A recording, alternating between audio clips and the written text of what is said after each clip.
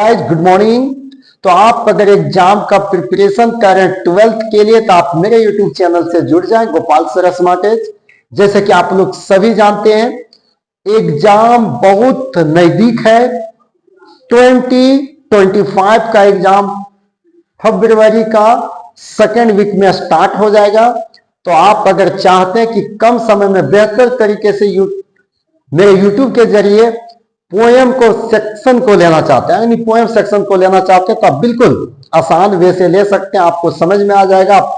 इसका पूरे पैसेज को बना सकते हैं, आंसर क्वेश्चन को बना सकते हैं। If you have problem then I can give you in easy way हर आंसर क्वेश्चन जो आपका एग्जाम के लिए बहुत ही इंपॉर्टेंट है। तो चलिए आज मैं पोएम एक लेना चाहता हूं। वो पोएम है कीपिंग क्विट। तो देखिए कीपिंग क्विट का मतलब होता है शांत होना। कीप क्वाइट, क्वाइट नहीं है, कीपिंग क्विट है। ये पोएम को लिखने वाले हैं Pablo Neruda. In this poem the poet want to say, कवि का क्या कहना है, ये पोएम क्यों उसने लिखना चाहा होगा कि अभी के समय या उनके समय में, कवि का जन्म कब हुआ ये भी जान लें।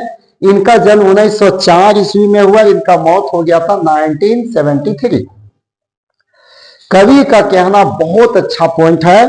कवि कहते हैं कि मनुष्य जो है सो अभी के टाइम में बहुत ज्यादा हड़बड़ी में रहते हैं और ये हड़बड़ी उनका जिंदगी को भी बर्बाद कर दे रहा है। खास करके युवा लोगों को अगर बाइक मिल जाता है तो वो क्या कर रहे हैं, काफी स्पीड भागता है, कुछ भी हो सकता है, छोटी छोटी बातों पे फाइट करता है। तो कवि के समय में भी लोग फाइट करते होंगे, इसलिए पोएम का नाम दिए कीपिंग क्विट। इस पोएम का नाम कीपिंग क्विट क्यों पड़ा, तो कभी भी पोएम को पढ़ेंगे तो सबसे पहले आप देखेंगे बिफोर यू रीड एक हेडलाइंस दिया हुआ है, वहां दिया कि what is the title of the poem suggest to you.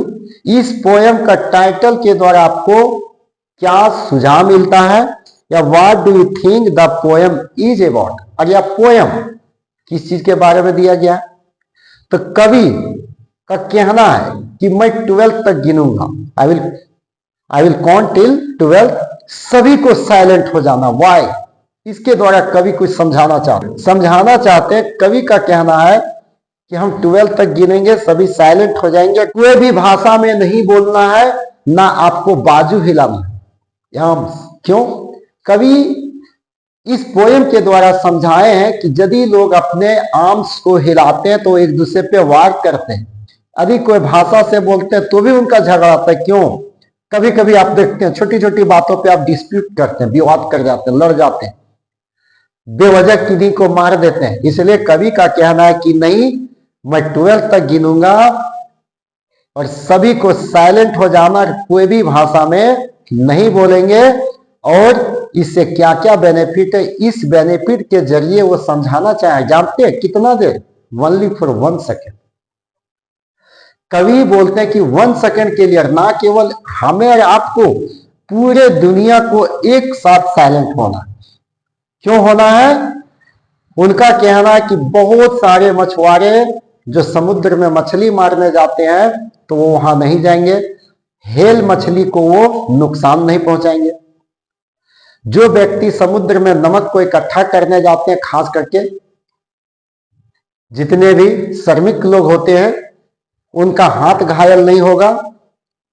और इस पोएम के जरिए कवि का यह भी कहना है अगर हम लोग 1 सेकेंड के लिए साइलेंट हो जाएंगे तो लगेगा कि ये दुनिया बिल्कुल साइलेंट हो चुका है। ये कैसा मोमेंट होगा, it will be an exotic moment.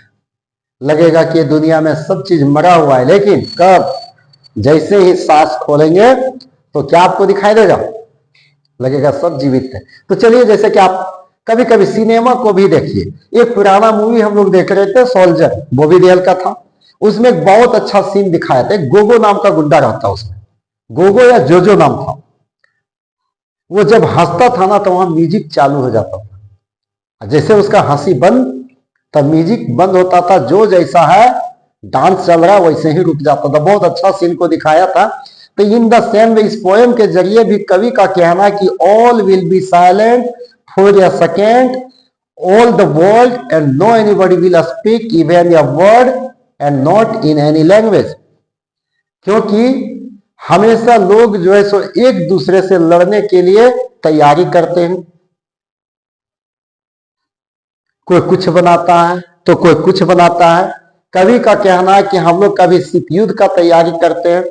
और शीत युद्ध में कैसा तैयारी, अभी से पहले के टाइम लोग बम बनाता था। कैसे? बोतल का बम, पेट्रोल डाल के, या अलग अलग तरीके का आइटम होता था। वो सब नहीं बनाएंगे। और एक दिन जब सब साथ में बैठेंगे, कैसा? नया कपड़ा पहन के, भाई के जैसा।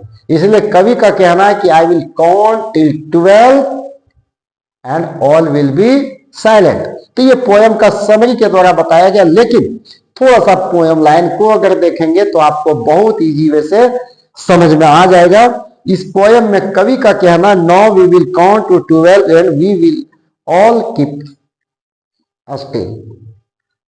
यानी हम 12 तक गिनेंगे और सभी को साइलेंट हो जाना है। लेकिन 12 को क्यों गिनना चाहता है? कवि का कहना है घड़ी में जो कांटा होता है वो उसमें साइन दिया हुआ रहता है, कितना? 12 तक।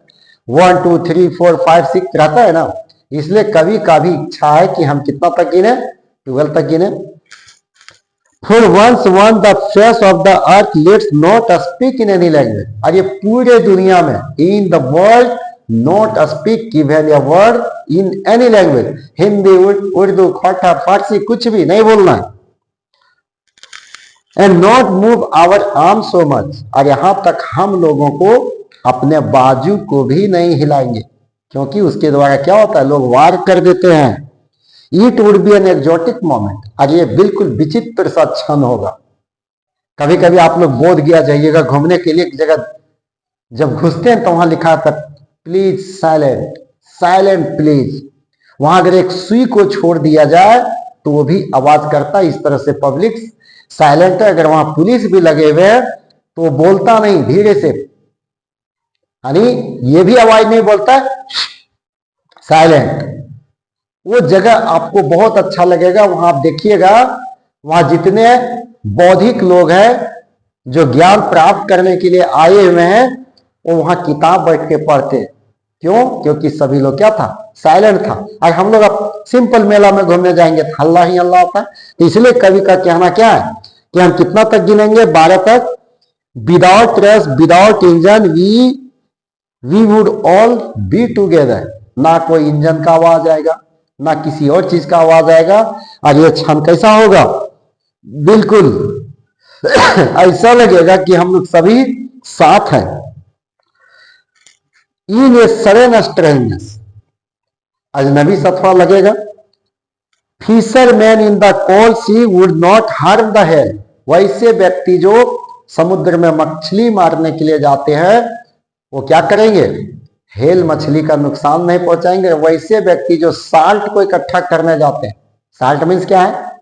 नमक, वो उनका हाथ भी नहीं खराब होगा, घायल नहीं होगा। इसलिए कवि का कहना है कि इस तरह से हम लोगों को नहीं करना। यहां तक बोलते हैं, those who are prepare for green wars, victory, no survival, war with gas, war with fire.